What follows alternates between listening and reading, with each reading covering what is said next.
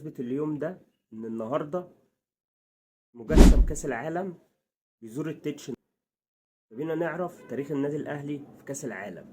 يلا بينا. اول مشاركات النادي الاهلي كانت في 2005، واول مباراة كان بيلعبها كانت 11 ديسمبر 2005. كانت مشاركته قدام الاتحاد السعودي. اول مباراة خسر المباراة ديت 1-0، هدف محمد نور، وانهى البطولة في المركز السادس. سجل في البطولة دي الهدف الوحيد للنادي الاهلي كان عماد متعب، كان قدام سيدني اف سي. وبيجي معانا في 2006 مشاركة النادي الاهلي وحصوله على اول برونزية لكأس العالم. الاهلي في البطولة دي قدم ملحمة بجد، كان بقيادة مانويل جوزيه.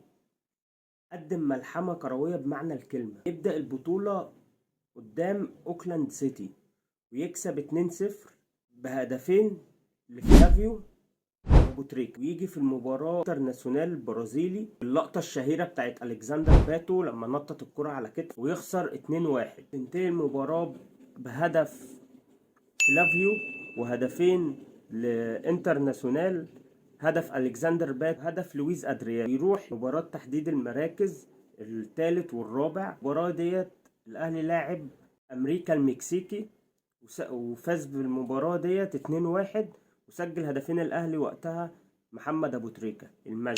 تنتهي البطولة بحصول النادي الاهلي على اول برونزية في كأس العالم 2006.